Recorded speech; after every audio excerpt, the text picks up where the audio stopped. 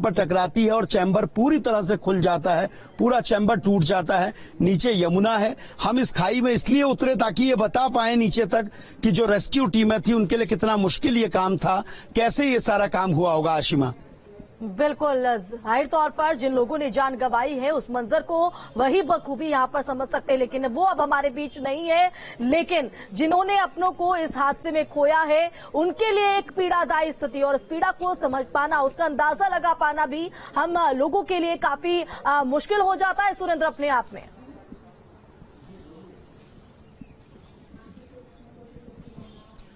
बिल्कुल आशिमा, बहुत मुश्किल हो जाता है। जो और साथी हैं वो तमाम लोग देखिए सामान देख रहे हैं, क्योंकि उनके परिजनों को वो सामान सौंपना है। यहाँ यात्रा के लिए आए।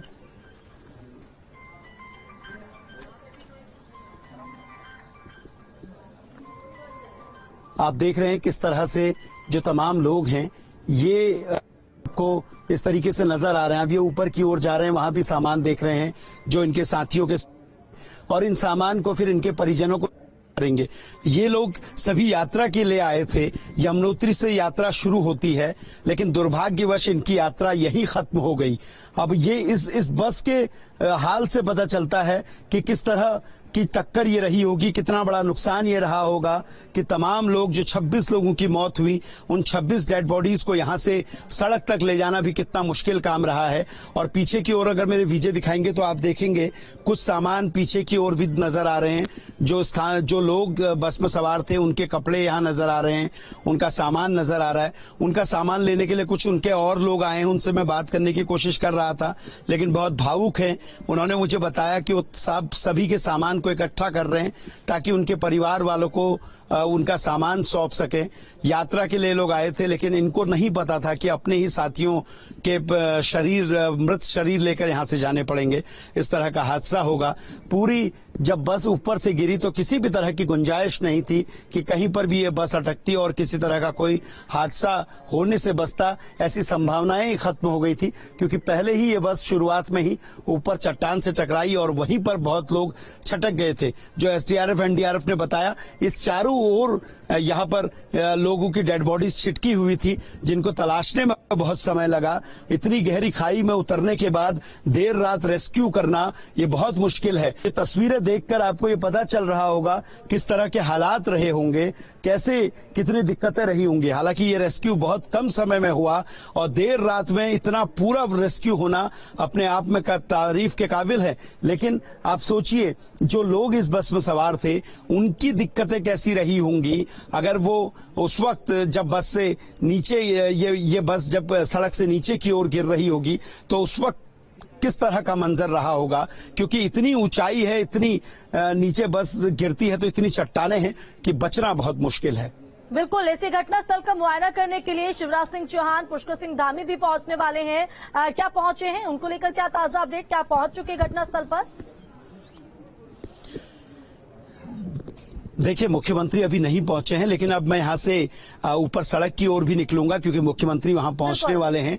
और यहां से हम इसलिए भी निकलेंगे क्योंकि जिस जगह पे मैं हूं यहां पत्थर गिरने का डर है, क्योंकि ऊपर से बस गिरने के बाद ये कहा जा रहा है कि ये चट्टानें थोड़ा कमजोर हो गई हैं, पत्थर गिरने का भी डर है। तो इसलिए हम लोग ज्यादा देर यहां नहीं रहेंगे, यहां से अब आगे की ओर निकलेंगे, सड़क पे पहुंचेंगे जहां थोड़ी देर में मुख्यमंत्री ने आना है।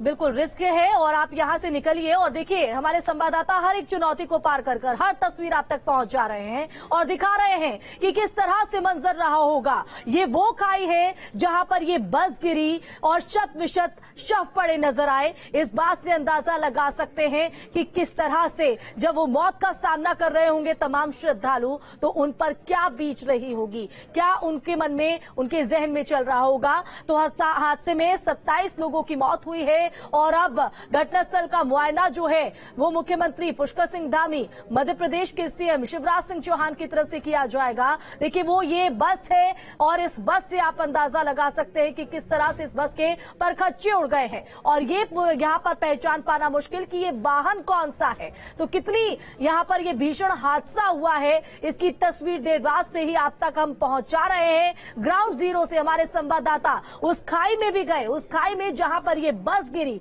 हर एक तस्वीर आपको दिखाई कि किस तरह से जो लोग वहां पर अब मध्य प्रदेश के पन्ना से सवार होकर उत्तरकाशी के लिए निकले, जो सामान उन्होंने लिया वो सामान लेकर यहां पर निकले और उनको कहीं ना कहीं काफी उम्मीदें होंगी कि भगवान के दर पर जा रहे हैं तो प्रार्थना उनकी तरफ से की जाती, लेकिन उससे पहले ही उनकी बस हादसाग्रस्त हो जाती है। वो तमाम सामान जो मध्य प्रदेश के पन्ना से लेकर वो निकले थे वो सामान यहां पर पड़ा हुआ नजर आ रहा है। उसी सामान को बटोरने की कोशिश उस दूसरे बस में सवार जो उनके जानने वाले थे, वो कहीं ना कहीं उनके जो परिचित थे वो यहां पर बटोरते नजर आ रहे हैं ताकि उनके जो मृतक है उनके परिजनों को उनका सामान सुपुर्द किया जा सके, उनकी आखिरी निशानी जो है वो उन तक पहुंचाई जा सके। देखिए एक्सक्लूसिव ये तस्वीरें हैं, बेहद रोंगटे खड़े कर देने वाली ये तस्वीर, इन्हें देखकर जो है वो पसीजता हुआ नजर आ रहा है। देर रात ये हादसा हुआ देहरादून और उत्तरकाशी के बीच, ये डामटा जगह है जहां पर ये हादसा हुआ। 400 फीट गहरी ये खाई में बस जाकर गिरती है। अंदाजा आप खुद ही लगा सकते हैं कि कितना भीषण हादसा यहां पर